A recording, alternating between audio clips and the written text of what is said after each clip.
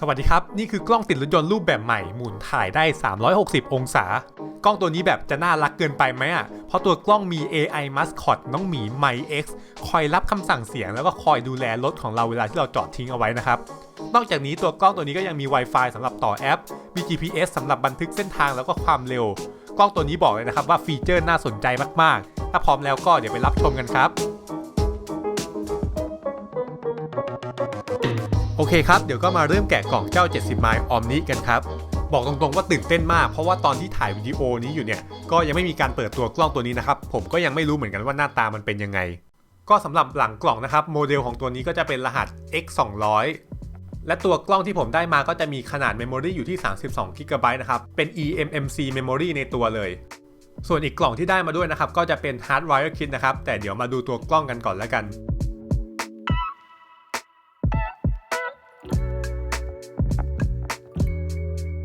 โอเคสำหรับกล่อง70 ไมล์รุ่นนี้นะครับก็คือดูดีเลยเป็นกล่องแบบสีเงินสะท้อนแสงนะครับ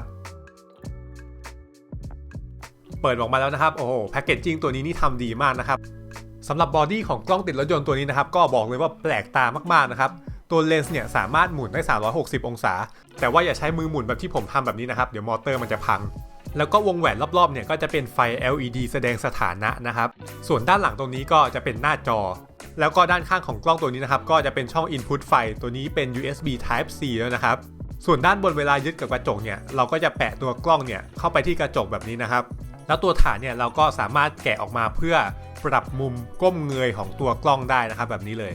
แล้วก็ตัวกล้องไม่ได้ยึดติดกับกระจกแบบถาวรนะครับเราสามารถหมุนแกะตัวฐานแล้วก็ดึงกล้องออกมาได้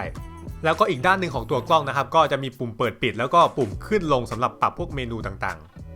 โอเคสำหรับหน้าตาโดยรวมเนี่ยก็ถือว่าเป็นกล้องที่แปลกตาใช้ได้เลยแล้วก็ขนาดเนี่ยก็จะประมาณ1ฝ่ามือหนึ่งนะครับโอเคเดี๋ยวก็วางกล้องไว้ก่อนแล้วก็มาดูนะครับว่ามีอะไรมาให้ในกล่องอีก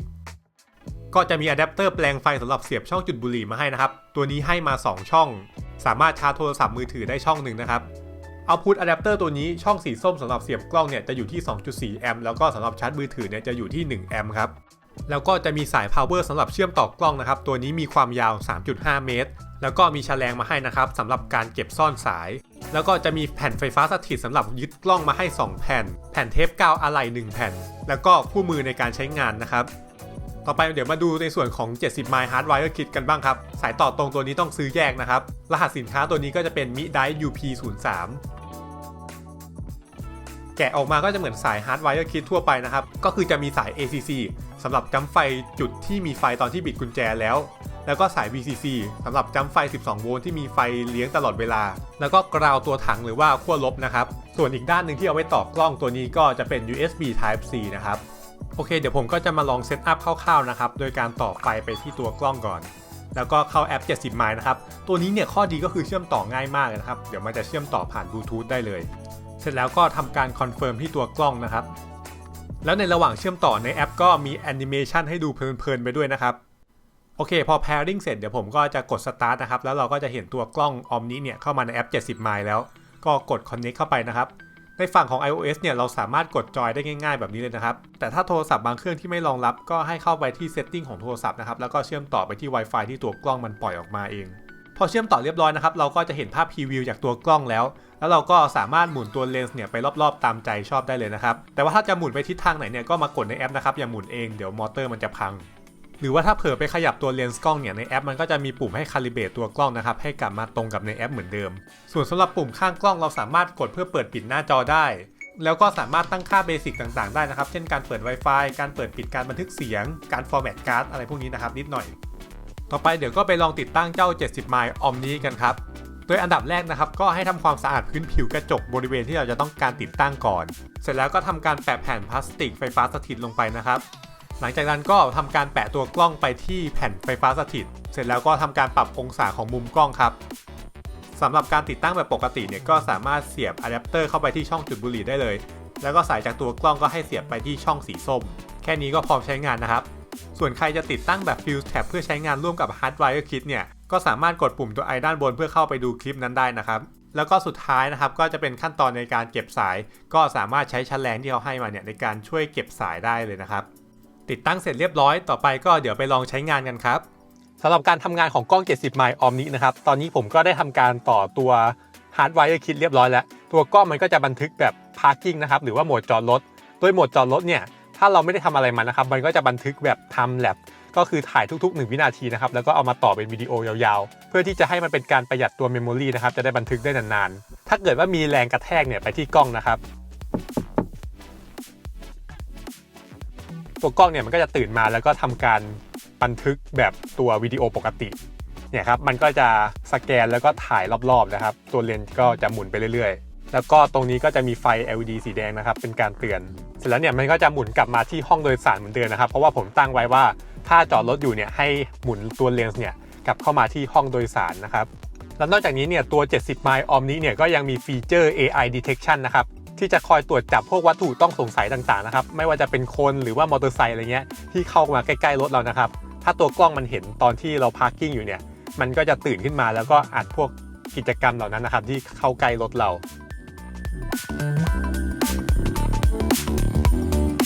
โอเคต่อไปเดี๋ยวก็ไปลองใช้งานตอนขับรถกันดูนะครับ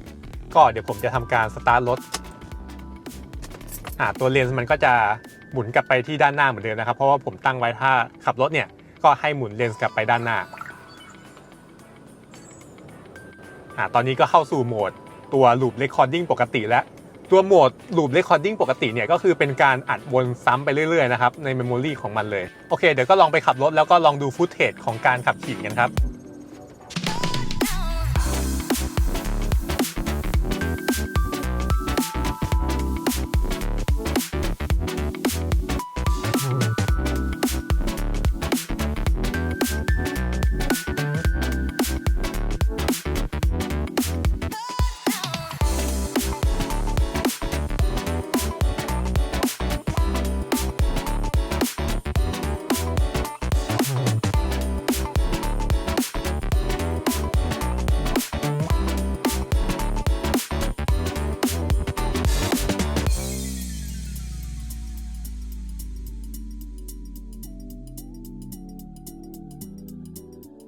ในระหว่างที่กล้องทำงานเนี่ยเราก็สามารถตั้งตัวสกรีนเซเวอร์ของตัวกล้อง70 ไมล์ Omni ได้นะครับโดยผมก็ตั้งให้มันเป็นหน้าการ์ตูนแบบนี้นะครับก็น่ารักดีหรือว่าใครจะตั้งให้มันเป็นตัวนาฬิกาหรือว่าเป็นภาพสดจากตัวกล้องที่ออกมาเนี่ยก็สามารถทำได้เช่นกันนะครับแล้วก็การทำงานของกล้องตัวนี้นะครับเราสามารถสั่งคำสั่งเสียงเพื่อคอนโทรลตัวกล้องต่างๆได้นะครับเช่นผมจะให้มันหันไปทางซ้ายเนี่ยผมก็พูดว่า shoot left มันก็จะหันไปทางซ้ายนะครับแล้วก็ทำการบันทึกแล้วก็จะมีคำสั่งอีกมากมายนะครับเช่นถ้าผมอยากจะถ่ายเซลฟี่ในห้องโดยสารกับคนที่มาด้วยนะครับผมก็พูดว่า take selfie มันก็จะหันมานะครับแล้วก็นับเขาดาวโคตรเท่แล้วก็กล้องตัวนี้นะครับผมคิดว่ามันก็เหมาะสำหรับคนที่ถ่ายท่องเที่ยวหรือถ่าย Vlog มากเลยนะครับโดยกล้องตัวนี้ก็จะมีโหมด Vlog นะครับโดยพูดว่า shoot Vlog มันก็จะทำการค่อยๆแพนนะครับจากด้านหน้าแล้วก็แพนมาที่ห้องโดยสารนะครับถ้าเอาไปถ่ายตอนท่องเที่ยวเนี่ยก็ผมคิดว่าน่าจะแจ่มเลยครับแล้วก็จะมีคำสั่งเสียงนะครับถ้าเกิดว่าเกิดเหตุการณ์สำคัญอะไรขึ้นแล้วเราอยากจะล็อกไฟล์ตัวนั้นเนี่ยเราก็พูดว่า shoot emergency video มันก็จะเป็นการบันทึกตัว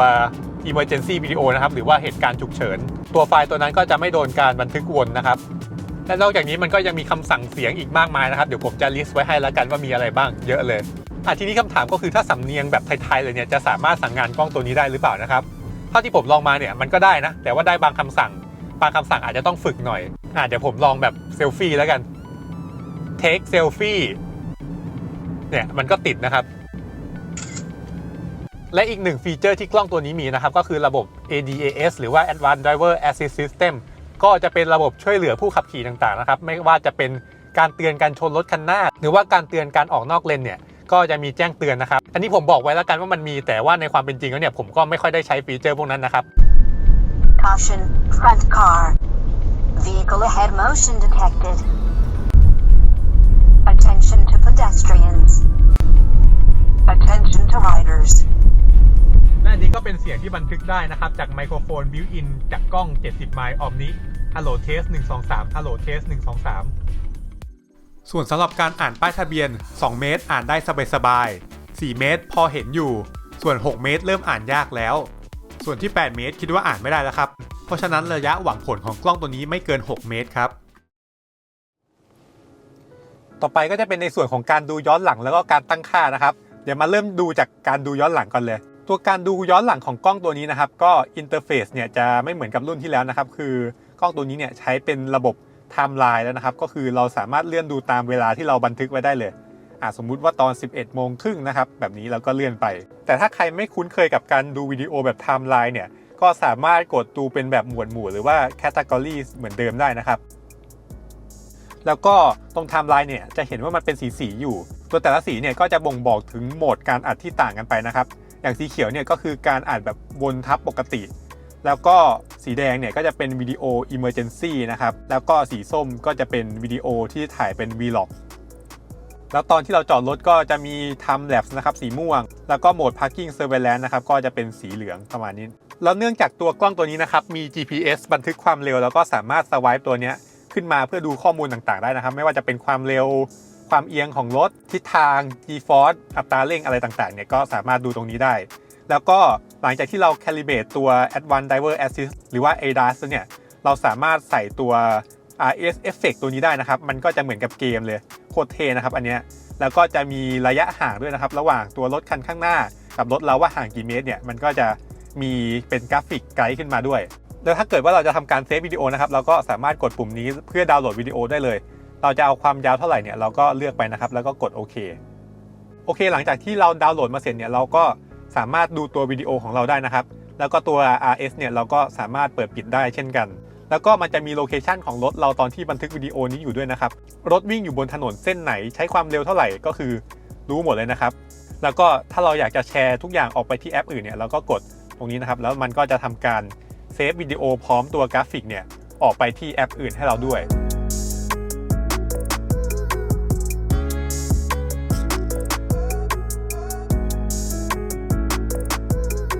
ส่วนสำหรับการก๊อปไฟล์เยอะๆเนี่ยบางทีก๊อปผ่านโทรศัพท์อาจจะไม่สะดวกนะครับเราก็สามารถเชื่อมต่อตัวกล้องเข้าไปที่คอมพิวเตอร์เพื่อสามารถดึงไฟล์ออกมาตรงๆได้เช่นกันต่อไปก็จะเป็นในส่วนของการตั้งค่ากล้องนะครับผมก็จะกดกลับไปที่หน้าแรกก่อนแล้วก็กดตรงแฮมเบอร์เกอร์เมนูตรงนี้นะครับแล้วก็มาที่ device setting มันตั้งอะไรได้บ้างนะครับอย่างแรกเลยก็จะเป็นการบีบอัดวิดีโออันนี้ผมก็ตั้งเป็น high compression ไว้นะครับเป็น H265ไฟล์มันก็จะเล็กลงสามารถบันทึกได้นานขึ้นต่อไปก็จะเป็น resolution หรือว่าความคมชัดที่อัดได้นะครับก็ความคมชัดสูงสุดของตัวเนี้ยก็เป็น 1080p สามารถอัดได้สูงสุดถึง60เฟรมต่อวินาทีนะครับแต่พอกดเป็น60 fps แล้วเนี่ยจะไม่สามารถกดเปิดโหมด HDR ได้นะครับผมก็เลยตั้งเป็น30 fps แล้วก็เปิด HDR ก็จะได้ภาพที่ดีกว่านะครับอันนี้ลายน้ำพวกเวลาความเร็วต่างๆเนี่ยจะให้ใส่ไปในวิดีโอหรือเปล่าก็สามารถเปิดปิดได้บางคนเอาไปถ่ายพวก Vlog อะไรเงี้ยไม่อยากให้มันมีข้อมูลหรืออะไรเข้าไปในวิดีโอนะครับเราก็สามารถปิดได้โลโก้70 ไมล์ในวิดีโอก็สามารถปิดได้เช่นกันแล้วก็อันนี้สำคัญนะครับเราจะต้องมาตั้งตรงนี้เป็น50 เฮิร์ตซ์ก็คือไฟบ้านเราตรงนี้จะทำให้ไฟถนนเวลาขับตอนกลางคืนเนี่ยมันจะไม่กระพริบนะครับแล้ว2อันนี้ก็จะเป็นการตั้งค่าตัวมุมกล้องนะครับว่าในเวลาที่เราขับอยู่หรือว่าเวลาที่เราจอดรถเนี่ยเราจะให้มุมมองกล้องเนี่ยมันหันไปทางไหนก็สามารถมาตั้งตรงนี้ได้แล้วตรงนี้ก็จะเป็นในส่วนของ parking mode นะครับว่าจะให้มันไวต่อแรงสั่นสะเทือนมากแค่ไหนมีการใช้ AI detect คนหรือเปล่าแล้วก็อันนี้ก็จะเป็นการตั้งค่านะครับไฟแจ้งเตือนว่าถ้าเกิดว่ามีการบันทึกฉุกเฉินเนี่ยจะให้มันมีไฟสีแดงวับๆหรือเปล่านะครับก็เปิดไว้ Time Lapse ก็ผมก็เปิดไว้นะครับเพราะว่าผมต่อเป็น Hardwire คิดเรียบร้อยแล้วส่วนต่อไปก็จะเป็นการอัดในการขับรถนะครับ Event Video ก็คืออัด Emergency Video ก็เปิดไว้นะครับอันนี้ใครจะตั้งเป็น Medium Sensitivity ก็ได้นะครับมันก็จะลดความไวต่อแรงสั่นสะเทือนลงมาหน่อยเผื่อขับที่ขรุขระอะไรเงี้ยมันก็จะไม่บันทึกพร่ำเพรื่อนะครับถัดไปก็จะเป็นในส่วนของ Voice Control หรือว่าการสั่งงานด้วยเสียงก็เนี่ยครับก็จะเป็นลิสต์ทั้งหมดของการสั่งงานด้วยเสียงเยอะเลยนะถัดไปก็จะเป็นเรื่องของเสียงตัวนี้มีเสียงพูดภาษาไทยเช่นกันนะครับสามารถตั้งเป็นเสียงภาษาไทยได้แต่มันก็อาจจะไม่ค่อยดีเท่าภาษาอังกฤษนะแล้วแต่คนชอบแล้วกันสามารถตั้งค่าความดังของเสียงได้แล้วก็อันนี้นะครับสำหรับกล้องใครที่ไมโครโฟนไม่ทำงานนะครับเราจะต้องมาตั้งก่อนนะครับให้มันอัดเสียงลงวิดีโอด้วยถัดไปก็จะเป็นการตั้งระบบต่างๆนะครับอันแรกเลยก็จะเป็นสแตนด์บายโหมดหน้าจอก็คือภาพสกรีนเซเวอร์เราจะตั้งเป็นอะไรนะครับตั้งเป็นแอนิเมชันตัวอย่างที่ผมตั้งก็ได้หรือว่าจะตั้งเป็นนาฬิกาปิดหน้าจอไปเลยหรือว่า จะตั้งให้มันแสดงภาพกล้องก็สามารถทำได้นะครับต่อไปก็จะเป็นการตั้งค่าพวก hotspot ตั้งเวลาต่างๆนะครับ format ของเวลาหน่วยความเร็วสุดท้ายก็จะเป็นการซิงค์พวกข้อมูล GPS เนี่ยเข้ามาที่โทรศัพท์ว่าเราจะให้มันซิงค์เองเลยเมื่อต่อกับกล้องหรือว่าเราจะตั้งให้มันซิงค์แบบแมนนวลตรงนี้ก็ได้นะครับและสุดท้ายก็จะเป็นการ format memory ในตัวของตัวกล้องก็จะประมาณนี้นะครับแล้วหลังจากที่เราซิงค์ตัวเส้นทางแล้วเนี่ยเราก็สามารถเข้าไปที่ตัว driving route ได้เหมือนเดิมนะครับแล้วก็สามารถดูได้ว่าวันนั้นเนี่ยเราขับไปเส้นทางไหนเป็นยังไงบ้างก็สามารถดูพวกความเร็วระยะทางอะไรได้นะครับแล้วก็สามารถแชร์ให้คนอื่นได้เช่นกันสำหรับการอัปเดตเฟิร์มแวร์ตัวกล้อง70ไมล์ออมนี้ก็รองรับการอัปเดตแบบ OTA ผ่านแอปพลิเคชันในมือถือได้เหมือนเดิมครับก็จะประมาณนี้ครับในส่วนของแอปพลิเคชัน70ไมล์กับกล้อง70ไมล์ออมนี้เรียกได้ว่ารุ่นนี้เนี่ยฟีเจอร์ค่อนข้างจะเยอะเลยนะครับแล้วก็แต่ละฟีเจอร์เนี่ยใช้ได้จริงนะครับผมชอบมากโอเคเดี๋ยวสุดท้ายก็มาสรุปเกี่ยวกับกล้อง70ไมล์ออมนี้ตัวนี้กันนะครับว่ามันเหมาะกับใครการใช้งานเป็นยังไงบ้างการใช้งานเนี่ยผมคิดว่ากล้องตัวนี้เขาก็เน้นไปกลุ่มผู้ใช้ที่เป็น Vlogger นะครับหรือว่าผู้ใช้ที่เป็นทั่วไปความคมชัดเนี่ยอาจจะไม่ได้ชัดแบบ 2K หรือ 4K นะครับแต่ผมคิดว่าในอนาคตเนี่ยมาแน่ๆนะครับตัว 2K หรือ 4K แล้วก็ผมมีข้อสังเกตเพิ่มเติมอีก2ข้อนะครับก็คืออย่างแรกเลยกล้องตัวนี้เนี่ยไม่รองรับการเชื่อมต่อกล้องหลังก็คือถ้าจะหมุนเลนส์มาข้างหน้าก็คือถ่ายข้างหน้าหรือถ้าจะถ่ายในห้องโดยสารก็คือหันมาห้องโดยสารเชื่อมต่อเป็น2กล้องไม่ได้นะครับแล้วก็อีกข้อสังเกตหนึ่งก็คือกล้องตัวนี้เนี่ยเป็นหน่วยความจำแบบบิวอินซึ่งรุ่นเบสิกที่ผมได้มาทดสอบเนี่ยเป็น32 GB ผมคิดว่ามันน้อยไปหน่อยนะครับสินค้าจริงที่เขาวางขายเนี่ยก็จะมีเวอร์ชัน64 GB แล้วก็128 GB ด้วยนะครับผมแนะนำให้คุณไปเวอร์ชัน64 หรือ128 GB เลยเพราะว่า32เนี่ยไม่พอแน่ๆนะครับแล้วก็กล้อง70ไมล์ออมนี้ตัวนี้เนี่ยยังมีฟีเจอร์ที่ผมยังไม่ได้ทดสอบแล้วก็อยากจะทดสอบมากๆเลยนะครับก็คือฟีเจอร์การดูออนไลน์แล้วก็การเชื่อมต่อผ่าน 4G ใช่ครับกล้องตัวนี้เนี่ยสามารถเชื่อมต่อแล้วก็ดูออนไลน์ได้แต่ว่าต้องใช้คู่กับ 4G Hardwire Kit ตัวใหม่นะครับซึ่งเขาจะเปิดตัวประมาณปีหน้าตัว 4G Hardwire Kit เนี่ยก็จะสามารถทำให้เราสามารถเชื่อมต่อดูภาพออนไลน์แล้วก็แท็กโลเคชันของตัวรถเนี่ยได้ผ่านทางแอปพลิเคชันเลยครับก็เดี๋ยวปีหน้าก็เดี๋ยวมาดูตัวนั้นกันแล้วกันว่าการใช้งานจะเป็นยังไงแต่ตอนนี้ยังไม่มีก็รอไปก่อนนะครับใครที่สนใจกล้องตัวนี้นะครับเดี๋ยวผมก็จะใส่ลิงก์รายละเอียดไว้ในคำบรรยายข้างล่างแล้วกันใครสนใจก็สามารถคลิกเข้าไปดูได้เลยข้อมูลที่ผมได้มาเพิ่มเติมนะครับก็คือ70ไมล์ออมนี้เนี่ยตอนนี้จะมี2สีนะครับก็คือสีดำแล้วก็สี Limited Edition นะครับก็คือสีแดงแล้วก็สีขาวสีแดงขาวเนี่ยจะเป็นสีพิเศษนะครับก็จะมีขายในช่วงแรก100ชิ้นใครสนใจก็ไปดูในลิงก์ในคำบรรยายได้เลยครับก็สำหรับวิดีโอนี้ก็ขอจบลงเพียงเท่านี้นะครับถ้าใครชอบวิดีโอนี้ก็อย่าลืมกดไลค์แชร์ Subscribe เป็นกำลังใจให้ผมด้วยแล้วก็เจอกันใหม่ในคลิปหน้าครับสำหรับวันนี้ลาไปก่อนสวัสดีครับ